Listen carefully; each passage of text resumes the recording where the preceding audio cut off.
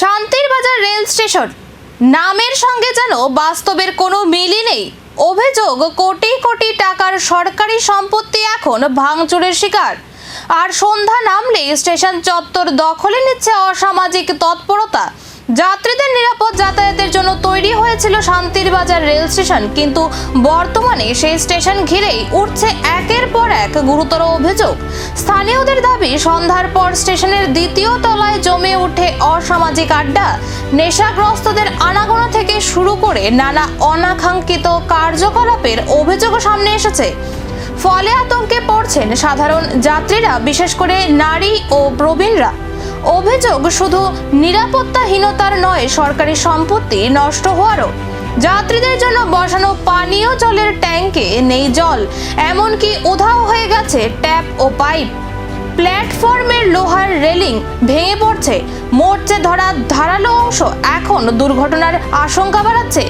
স্থানীয়দের প্রশ্ন, কোটি কোটি টাকার এই পরিকাঠামো রক্ষণাবেক্ষণের দায়িত্ব কার?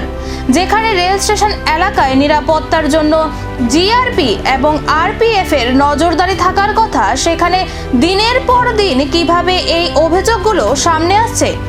কেন সরকারি সম্পত্তি রক্ষা করা যাচ্ছে না? কেন যাত্রীদের নিরাপত্তা নিয়ে বাড়ছে উদ্যোগ? এখন দেখার, অভিযোগের ভিত্তিতে রেল প্রশাসন ও নিরাপত্তা বাহিনী কি পদক্ষেপ নেয়।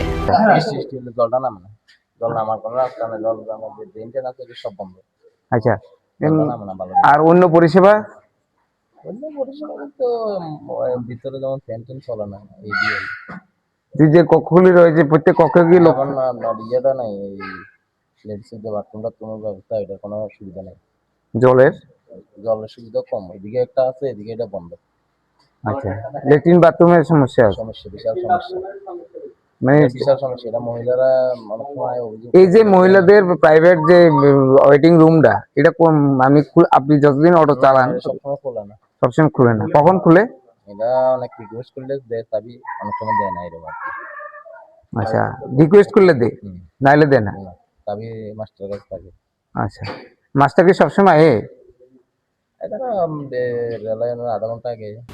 শান্তির বাজার রেল স্টেশন কি আবার ফিরে পাবে নিরাপদ পরিবেশ, নাকি কোটি টাকার সরকারি সম্পত্তি আরো একবার অসামাজিকদের দখলেই থাকবে?